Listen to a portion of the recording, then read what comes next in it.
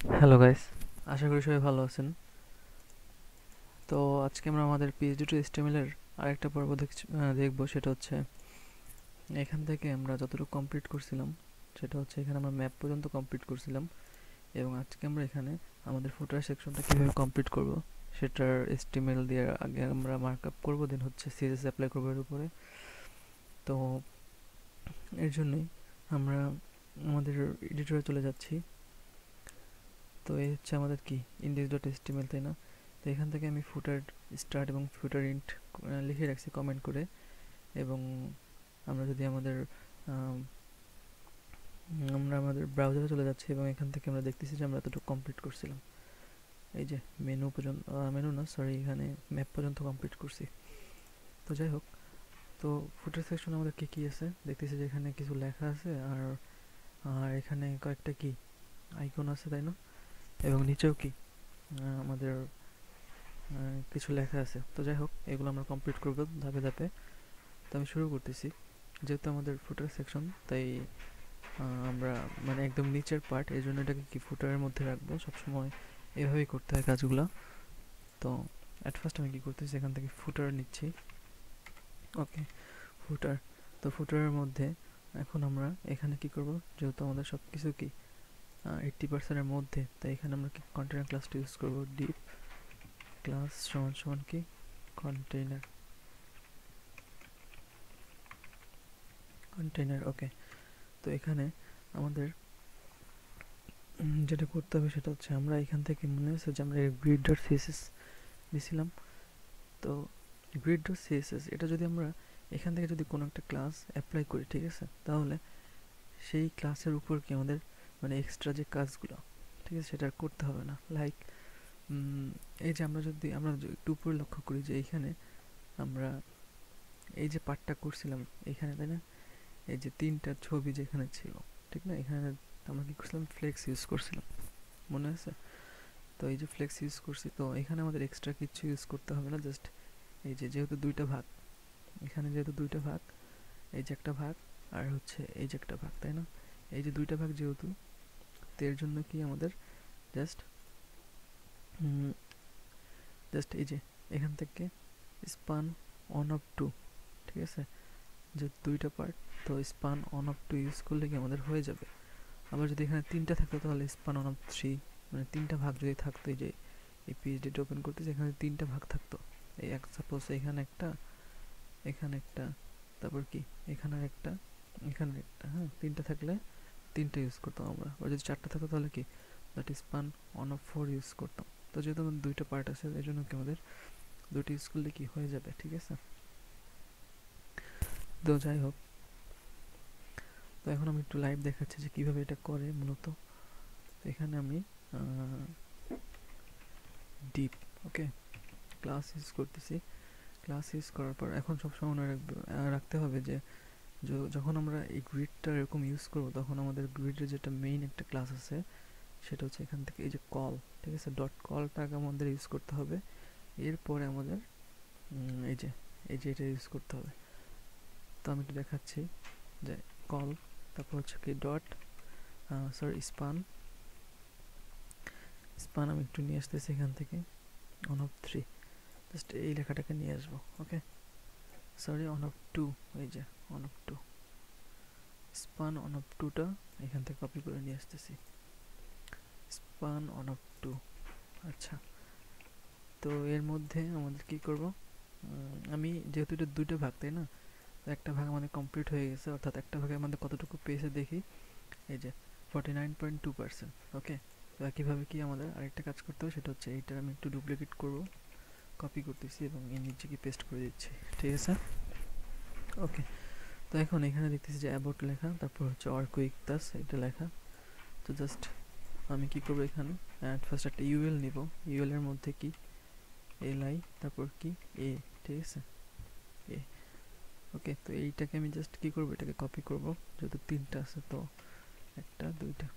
ওকে, তো এইখানে আমাদের যেটা করতে হবে সেটা হচ্ছে অ্যাট ফার্স্ট কি লেখা এখানে অ্যাবাউট, তারপর হচ্ছে এটা আর ওয়ার্ক উইথ আস। তো অ্যাবাউট, অ্যাবাউট, তারপর হচ্ছে এফএকিউ, আর দেন হচ্ছে কি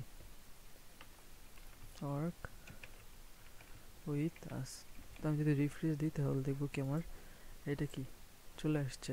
ওকে, এবং সেই সাথে আমরা যদি এখানে যেহেতু আমার 3টা আইকন আছে, তো আপাতত আমি যদি এটা কপি করি, এটা কপি করার পর যদি আমি এখানে পেস্ট করে দিই তাহলে দেখবো যে আমার কি এই যে দেখতেছি যে এই যে দুইটা ভাগে কি বিভক্ত হয়ে গেছে।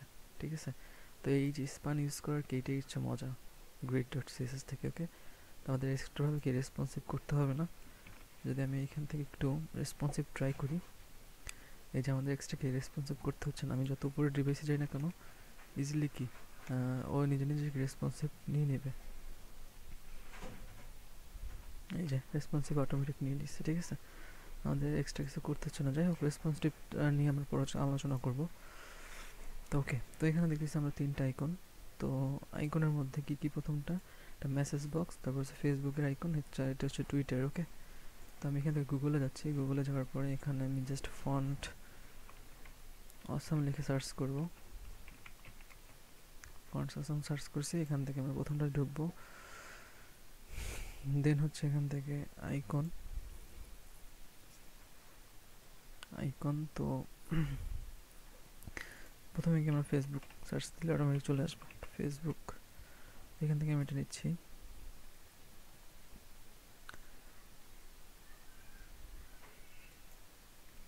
তো যাই হোক, একটু লোড নিচ্ছে। এখান থেকে জাস্ট এটাকে কপি করব। তো কপি করার পর আমি এই অ্যাবাউটের জায়গায় কি বসাই দেব। ঠিক আছে, তো যদি রিফ্রেশ দিই তাহলে দেখি যে কি হয়। আচ্ছা, এখানে এটা শো করতেছে, তার মানে এখানে আমাদের এই বিটা কেটে দিই তাহলে দেখি যে কি হয়। ওকে, আমাদের ফেসবুক আইকন চলে আসছে এবং সেই সাথে কি আমাদের আরও দুটা কাজ করতে হবে। সেটা হচ্ছে এখান থেকে আমাদের মেসেজ বক্স। তো মেসেজ বক্স জাস্ট আমরা এখানে এলওপি লিখে সার্চ করি, দেখি কিছু আসে কিনা। ওকে, এই যে মেসেজ বক্স চলে আসছে। তো আমি এটা যদি নিয়ে আসি,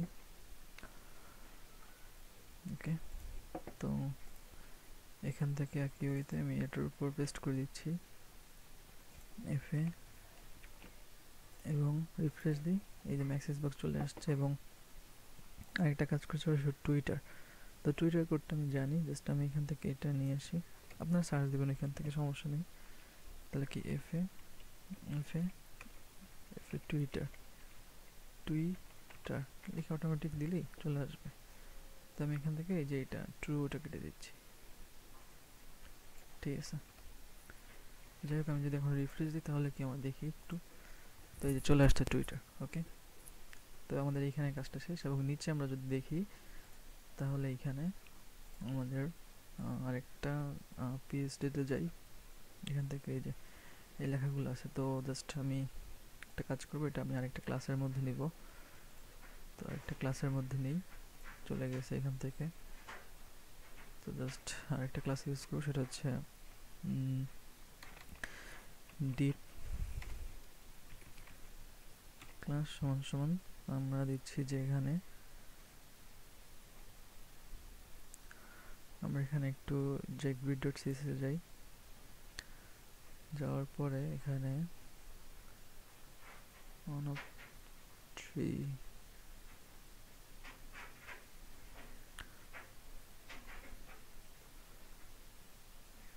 আচ্ছা, এটা আমরা একটা কাজ করি, এটা হচ্ছে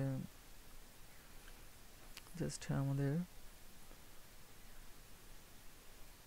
এটা এই গ্রিডটা ইউজ না করে এখানে ইউজ করতে হবে না, সমস্যা নেই। তো এখানে আমরা লাস্ট পার্ট লিখতেছি, লাস্ট পার্ট, এবং এখানে আরেকটা কাজ করবো, সেটা হচ্ছে ইউএল এলআই এ। ওকে, তো এটাকে আমি কপি করতেছি, কপি করার পরে 3টা।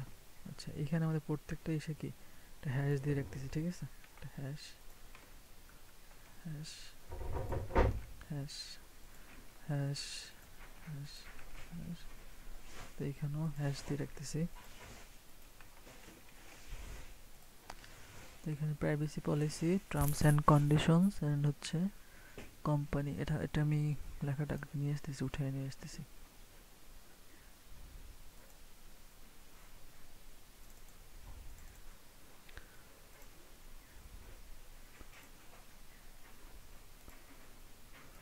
কভার নিয়ে আসতেছি উঠায়। তো এখান থেকে হচ্ছে না, 1 মিনিট। এই তো হয়ে গেছে। তো আমি প্রত্যেকটা কি কপি করে নিয়ে আসতেছি এখান থেকে। তো একটা দেন হচ্ছে এখান থেকে আরেকটা নিয়ে আসবো,